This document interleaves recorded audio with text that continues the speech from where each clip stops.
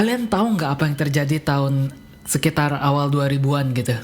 Pernah dengar nggak yang namanya .com bubble? Nggak, wow. Wow. Jadi .com bubble ini apa ya? .com bubble ini jadi tahun 1990-an akhir, internet mulai, semua orang pakai internet gitu. Udah gitu semua orang ngomong, wah internet akan menjadi masa depan dunia ini gitu. Dimana semua orang mulai, segala company belakangnya kasih .com, Amazon.com, Google.com, apapun yang belakangnya tulis .com gitu ya. Mau start apapun yang nggak ada produk apa-apa, yang nggak berhubungan sama internet, asal belakangnya .com gitu, investor langsung ke ini akan menjadi masa depan. Ini akan menjadi masa depan. Take my money gitu. Jadi valuasi saham pada saat ini naik banget, pesat banget. Naik sampai ujung tahun 2000. Orang-orang mulai ngerasain kok semua orang dari dulu ngomongin internet ini, internet itu, .com ini, .com itu. Hasilnya mana? Kok kayak banyak perusahaan yang akhirnya namanya .com itu abal-abal kayak misalnya mungkin kambing.com gitu, jualan kambing tapi nggak pakai internet juga, cuman jualan daging kambing gitu. Jadi asalkan belakangnya .com, semua investor kayak take my money gitu. Awal tahun 2000-an tuh mereka mulai nyadar kayak overpromise ya, kayaknya janji kepada future of the internet gitu, the digital future, kayaknya dan janjinya janji kosong gitu. Orang mulai takut kok aku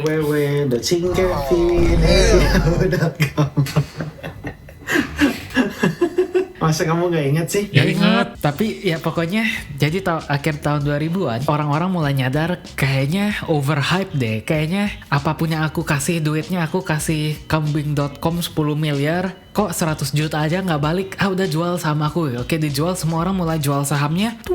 Turun.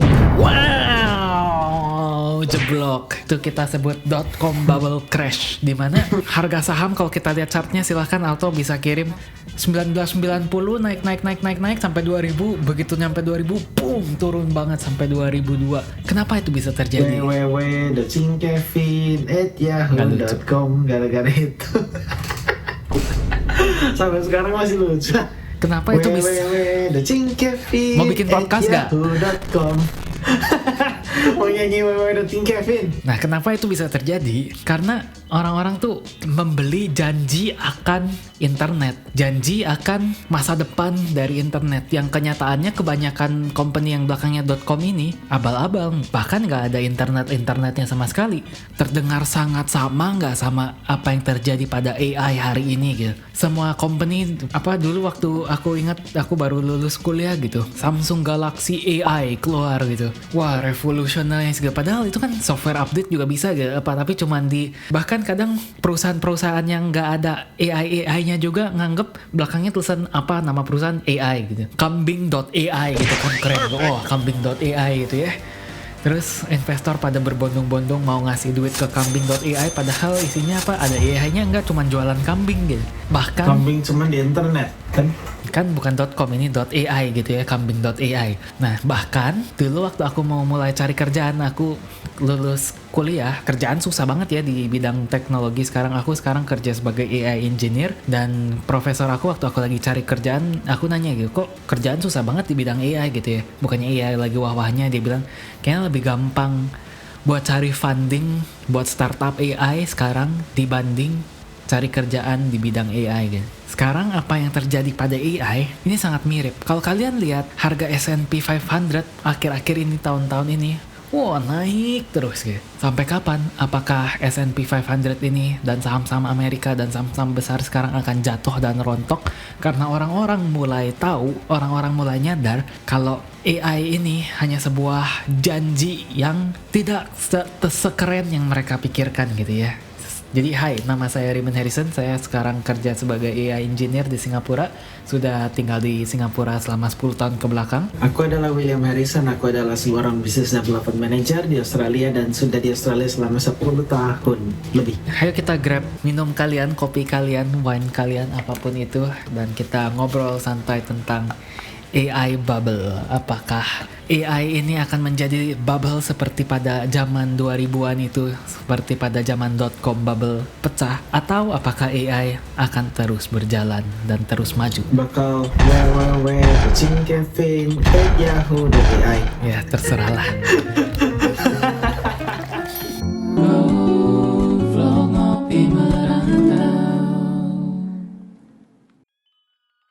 Itu muncul www.thinkevin@yahoo.com dari mana sih dulu, Re? Dari emailnya Koko Kevin.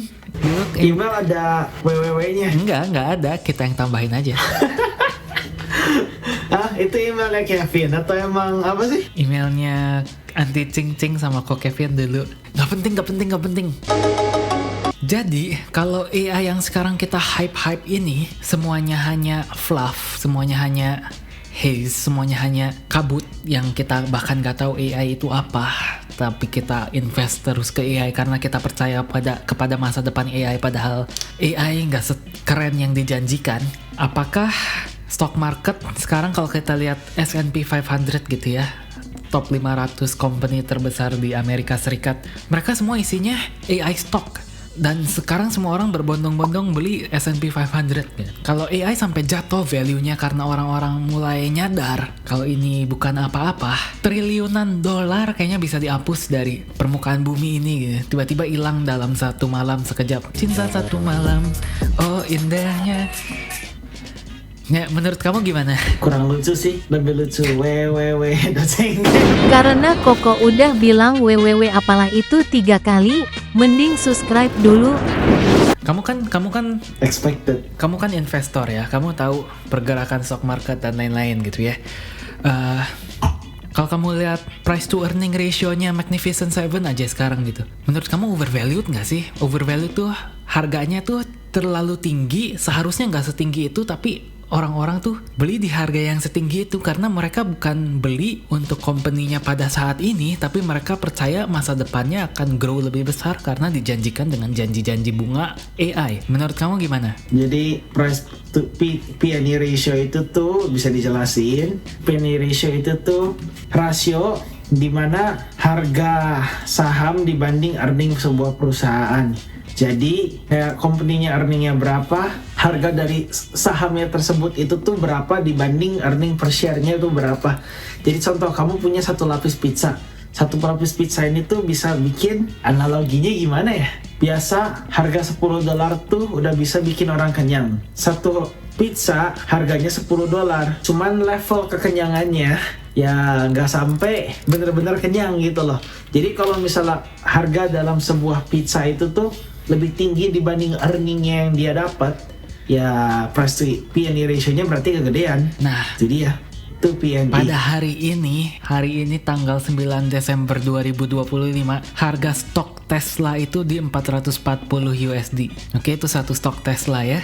Price to earning ratio-nya Tesla berapa sekarang? 294. Jadi Ya berarti harga satu saham Tesla itu 200 kali lipat lebih gede dibanding hampir 300. earning per share. Earning per share itu tuh seperti pendapatan si company-nya per saham. Jadi kalau misalnya pizza satu loyang gede dibagi jadi 5, kira-kira satu potongannya itu tuh earningnya berapa dari total semuanya. Jadi satu lotnya dibanding penghasilannya Tesla, satu lotnya ya 200 kali lipat lebih tinggi. 294 dibanding kali penghasilan 294 kali lebih tinggi dibanding ya harga per lot sahamnya. Jadi penghasilan per lot saham. dalam bahasa uang, kalau kita konversi ke uang, maksudnya apa price to earning ratio-nya sampai 294 ya?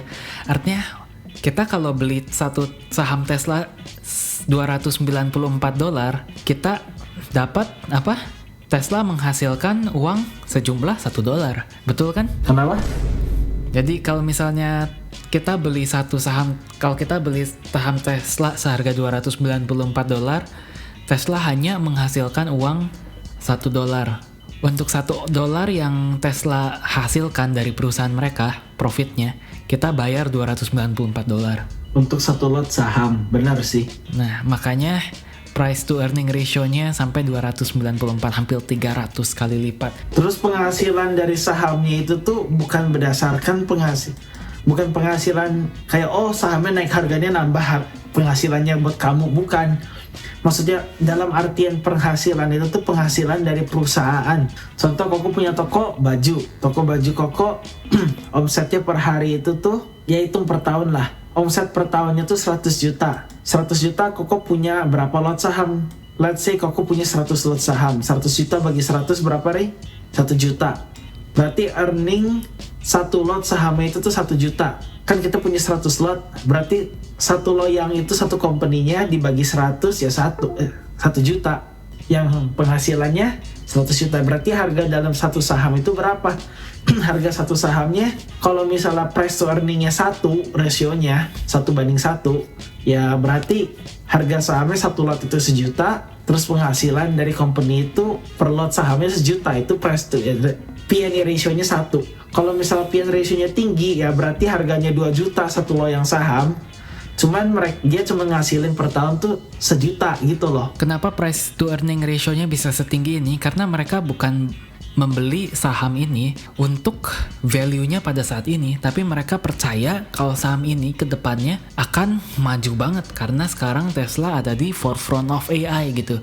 Di zaman sekarang di mana semua company balapan siapa AI-nya paling canggih, Tesla salah satu paling depannya dengan robot-robot humanoid mereka, dengan self-driving car mereka, mobil yang bisa nyetirin diri sendiri gitu, autopilot, itu kan AI semua gitu ya. Jadi orang tuh beli kepercayaan kepada masa depan, bukan value pada hari ini. Nah, terus kalau investasi saham juga ada beberapa target. Targetnya tuh orang ada yang value investing. Kalau value investing tuh investing ke saham-saham yang value-nya emang di bawah yang P/E ratio-nya tuh kecil. Terus ada yang namanya growth investing. Kalau growth stock itu tuh kadang-kadang P/E ratio-nya emang gede dan itu lumayan normal. Cuman tergantung trajektori dari company-nya juga, yaitu masuk ke fundamental analysis lah. Dari CEO-nya, dari berita company-nya mau ngapain, dari P/E ratio, dari Sharpe ratio, dan lain-lain, banyak lah yang dihitung. Nah, kenapa juga valuasi dari company-company besar seperti ini, Magnificent Seven kita sebutnya ya, bisa sangat tinggi. Mereka juga saling sama-sama ninggiin valuasi diri mereka sendiri. Company-company besar seperti Nvidia, Google, Microsoft, mereka bisa valuasinya segede itu gitu ya.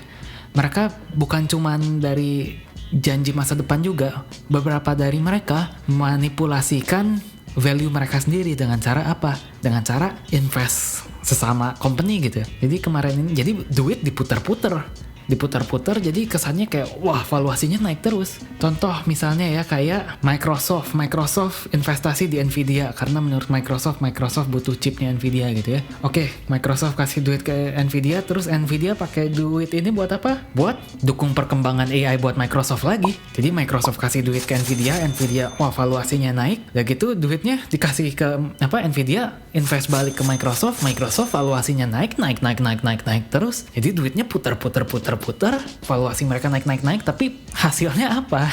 Hasilnya Microsoft gak sebanyak Nvidia, soalnya Koko punya Microsoft dari tahun 2019.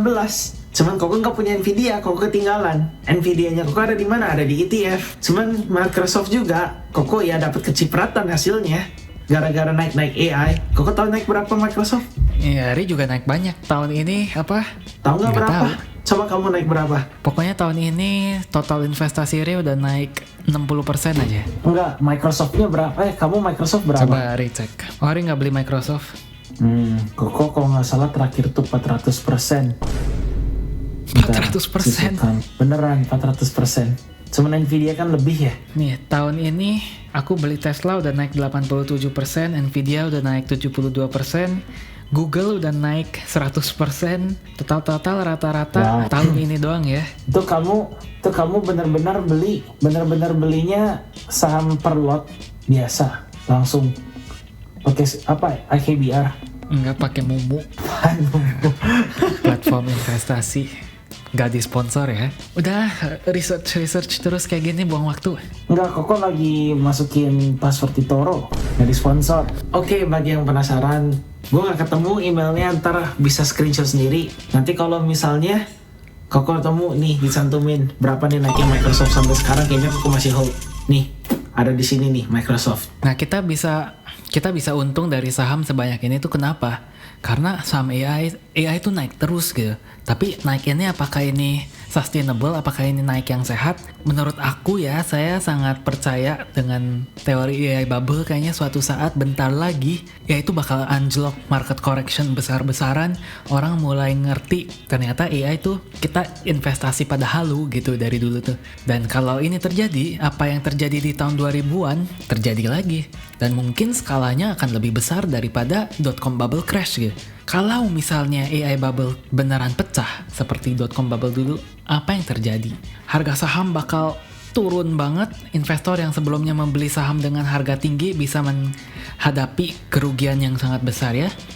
Jadi banyak orang bakal hilang duit, banyak orang bakal nangis-nangis dulu .com bubble, orang banyak yang sampai bunuh diri. Tapi walaupun banyak orang bakal hilang duit kayak gini ya, dan triliunan dolar hilang dari permukaan dunia ini, apakah AI bakal hilang juga?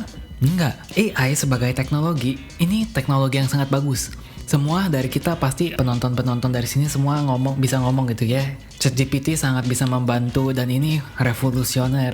Benar-benar bisa merevolusionerkan kehidupan manusia. Tapi apakah merevolusionernya sebesar itu? Ya mungkin tidak. Tapi karena begitu AI jatuh, pasti ada beberapa pemain-pemain yang masih bertahan. Biasa pemain-pemain ini ya pemenang dari AI race ini, dari balapan AI ini. Seperti pada .com bubble, dulu banyak kan Kaskus.com lah, enggak lah, Kaskus sudah setelah .com. Banyak dari perusahaan-perusahaan AI ini, banyak dari perusahaan-perusahaan .com ini dulu tuh bangkrut, langsung nol gitu ya, langsung tutup, gelar tikar. Ini bakal terjadi kepada banyak startup juga dan company AI kecil yang ada di dunia ini. Tapi beberapa pemain-pemain yang kuat, yang memang ada value, yang tidak overvalued mungkin ya, mereka bisa bertahan. Kayak misalnya contohnya, aku nggak bisa tahu siapa yang bakal bertahan, tapi kebanyakan orang itu memang berpegangnya, mereka percayanya yang bakal bertahan tuh Magnificent Seven. Magnificent Seven itu apa aja? Google, Tesla, Nvidia, Microsoft, Amazon, Apple, satu lagi apa ya? Satu lagi Meta. Belum tentu semua Magnificent Seven juga masih itu loh, masih bertahan. Dulu .com bubble burst juga gimana ya? .com bubble burst yang cuman stay di sana siapa aja? Steve Jobs. Terus dari Steve Jobs, Apple, terus yang stay .com bubble burst siapa lagi tuh? Amazon ya, dulu tuh. Dulu yang survive .com bubble ya Amazon, Apple, Google. Sekarang ada pemain baru, Tesla masuk ke AI bubble ini, tapi nggak tahu apakah mereka dia bakal jadi pemenang. Dulu yang menang juga eBay gitu ya. Dan Meta dan Tesla bermusuhan gak sih? Nggak tahu tuh. Ya Zuckerberg versus Elon. ya, musuhan itulah, cinta monyet. Nggak, soalnya Zuckerberg kan banyak yang nggak suka ya sama Mark Zuckerberg. Koko sendiri aja nggak suka sama Mark Zuckerberg. Banyak orang juga nggak suka sama Elon Musk. Orang kaya banyak yang nggak suka di mana-mana juga. Emang nggak, soalnya Facebook Koko kena ban berapa kali tuh marketplace. Makanya Koko benci Zuckerberg. Bukan salah dia. Ya salah dia, nggak bikin sistem yang bagus. Padahal mah Koko jualnya legit. Dia malah kira ini itu. Nah, kenapa walaupun saham mungkin bakal anjlok, ini semua spekulasi ya. Take all this with a grain of salt. Aku bukan financial advisor atau apapun. Tapi kenapa teknologi AI walaupun saham ini mungkin bakal anjlok, bakal bertahan? Karena AI ini sudah di mana-mana, udah dipakai secara luas sama orang-orang. Dari mobil yang bisa nyetir diri sendiri, autonomous vehicle kita sebutnya, generative AI, chatbot seperti ChatGPT dari OpenAI gitu ya. Ini udah terintegrasi di kehidupan kita secara dalam. Jadi kayaknya sih nggak bakal hilang dan sangat tidak bakal hilang. Cuman valuasi mereka bakal mulai gak segila sekarang gitu ya. Sekarang semua orang bisa gampang dapat duit ya, karena kalau awal tahun kita beli Nvidia sampai sekarang aja udah naik berapa persen gitu. Kalau awal tahun kita beli Google waktu Trump mulai ngomong tarif gitu, tarif kan turun semua, sekarang udah naik jauh lebih pesat lagi. Jadi apa yang kita bisa lakukan sekarang untuk berpreparasi setidaknya AI bubble ini akan pecah mungkin? Menurut kamu apa yang harus kita lakukan kok? Kayaknya bagian sini mending kamu yang bawa deh. Kenapa? Soalnya kalau aku salah ngomong, aku yang salah. Ya enggak lah. Ya, menurut Koko sih nggak ada jawaban yang benar, nggak ada jawaban yang salah ya. Kalau misal kita invest ke mereka ternyata ke depan tiba-tiba tetap aja naik terus, ya nggak lucu juga. Kalau misal kita invest sekarang, hoping that it's terus-terusan naik, udah gitu tiba-tiba ketinggalan FOMO ke bawah, tiba-tiba jebret, bubble-nya pecah, kita bakal turun semua, kan nggak lucu juga ya. Maksudnya jadi gimana ya? There's not right and wrong answer. It's like we don't really know the future, we don't have a crystal ball. Kita bukan dukun, kita nggak tahu masa depan. Jadi kalau misalnya kalau Koko tahu gitu ya masa depan pergerakan candle atas ke bawah kiri kanan ke depan tuh 1 menit, 2 menit, 3 menit ke depan bakal kayak gimana, Koko kayaknya sekarang udah kaya banget deh. Koko tinggal trading pakai leverage, ya nggak sih? Kan Koko tahu ya arahnya bakal kemana, ya tinggal trading aja pakai leverage kemana-mananya. Nah, jadi kita bukan dukun jawabannya. So kita nggak tahu. Jadi apa advice yang aku bisa kasih sekarang mungkin ya. Pertama, only invest the money you're willing to lose. Jangan investasi duit kalian yang kalau kalian duit ini hilang, kalian mati gitu. Duit yang kalian masukin ke saham, masukin ke kripto atau apapun ini duit yang kayak apa ya? Duit yang kalian kalau hilang ya udah hilang gitu. Relakanlah kalau baliknya lebih besar ya beruntung gitu. Jadi only invest what you're willing to lose. Jangan FOMO maksudnya apa? Dengar orang-orang investasi ini wah naik banyak banget terus ikutan ternyata kita pas beli karena ikutan tuh kita udah telat jadi keburu turun semua dan begitu turun orang-orang pada panik kalian jual. Kalau kalian jual saham yang kalian udah beli di harga segini dan kalian jual di segini ya kalian hilang duit juga gitu ya. Jadi jangan FOMO. Kalau mau dengar apa kata Warren Buffett adalah salah satu investor terhandal di dunia ini ya. Dia pernah bilang, be greedy when others are fearful and be fearful when others are greedy. Apa artinya? Pada saat orang lain ketakutan, kalian rakus. Pada saat orang lain lagi rakus, lagi berbondong-bondong, ayo kita beli. Kalian harus tahan diri, takut dikitnya. Nah itu advice dari Warren Buffett dan beberapa advice aku. Dan terakhir, paling penting, do your own research. Jangan ikut-ikutan orang ngomong apa, kita ngomong gini sekarang kita belum tentu benar ya. Jadi kalau menurut kalian belum benar ya udah nggak usah ikutin gitu. Do your own research, riset lah menurut kalian masing-masing kayak gimana. Dan buatlah your financial moves, financial Position size. Basically Bukan whatever you position do size. is your own risk. Kalau kalian salah gerak, bukan salah kita. Kalau kalian betul gerak, bukan berkat kita juga gitu. Everything is on your own hand.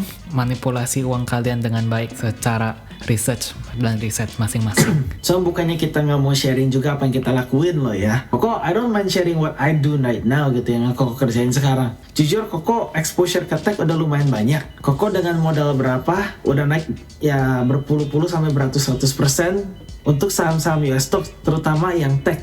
Nvidia, Tesla, Microsoft, dan lain-lain, Apple, dan Koko juga ada ETF yang emang bener-bener tech ETF tuh satu kantong isinya puluhan saham lah, jadi resikonya terdiversifikasi. Cuman sekarang Koko gak terlalu dollar cost average, gak terlalu masukin lagi kebanyakan ke tech. Kenapa? Soalnya Koko tahu desas-desus, ada bubble, desas-desus, lihat P/E ratio udah gila. Terus harga saham Tesla, P/E ratio-nya Tesla sama Toyota aja, Tesla masih jauh lebih gede. Padahal Toyota tuh banyak banget asetnya, Tesla masih lebih dikit asetnya. Cuman dia lebih mainnya di infrastruktur AI-nya, bukan cuman ya manufacturer mobil. So that's the winning edge of Tesla lah. Jual gimana teknologi. Ya? Tesla tuh kayak jual teknologi lah, seperti gitulah. Intinya, dan kayaknya Tesla itu lebih mainin data sih menurut Koko. Tesla tuh datanya banyak, data yang bisa dikelola dengan AI-nya mereka. Lihat aja berapa banyak mobil di jalan yang udah jalan pakai Tesla. Dan mobil di jalan ada Tesla itu semuanya kan it's already teknologinya, iPad-nya dan lainnya semuanya kayak udah ada gitu ya di Tesla. So probably Tesla collects that data to feed their AI to be smarter and smarter on the road especially gitu loh. That's probably its winning point. But me personally, Koko udah gak terlalu dollar cost average Koko gak terlalu nabung ke tech sekarang. Kenapa? Soalnya position Koko udah lumayan besar di tech. Dan Koko sekarang lebih diversifikasi resikonya Koko ke sustainability stocks, ke healthcare, ke emerging market tuh kayak Taiwan Semiconductor, Alibaba, Taiwan Semiconductor, emerging Tencent. market. Iya. Itu kan mereka udah besar banget. Itu kan Chinese stock. Iya, cuman itu kan masih Southeast Asia. Koko Bukan beli Southeast Comsec Asia. Pocket yang isinya Taiwan mah bukan Southeast Asia lah. Enggak, Koko beli apa sih stok yang emerging market, bukan stok sih, ETF yang emerging market beberapa dari mereka masuknya ke Taiwan Semiconductor. Taiwan Semiconductor Coba Koko is cek lagi. huge. Samsung, Taiwan Semiconductor, Alibaba, and Tencent have led gains in key emerging market indexes. The weight of Taiwan Semiconductor MSCI EM Index largest stock has doubled in 2 years, highlighting concentration risk. Taiwan Semiconductor itu apa yang bisa bikin chip 3 nanometer di dunia ini sekarang cuma 2 company pada 2025 ini. 1 TSMC, Taiwan Semiconductor, 2 Samsung. Jadi chip-chip 3 nanometer yang kalian punya di komputer kalian itu semua dibikin sama cuma 2 perusahaan ini. Kalau mau ngomongin emerging market lah. seperti Tencent, terus seperti Alibaba, ya begitulah. Alibaba emang gede di China, semuanya begitu. Itu masuk kalau nggak salah tuh ke emerging market. Oke, sekian dari bahasan AI Bubble kita. Kalau kalian suka dengan bahasan ini atau mau berkontribusi, silahkan komen di bawah. Kalau kalian suka juga, silahkan subscribe. Tolong bantu kita nyampe 1000 subscriber di akhir tahun ini ya. Sisa 25 hari, hey. Cepet subscribe sekarang kalian semua. Oke, kita dari Ngopi Merantau. Kita mau membawa perspektif orang luar kepada Indonesia. Yang subscribe, amin cepat Amin kaya. cepat kaya. Bye. Bye-bye.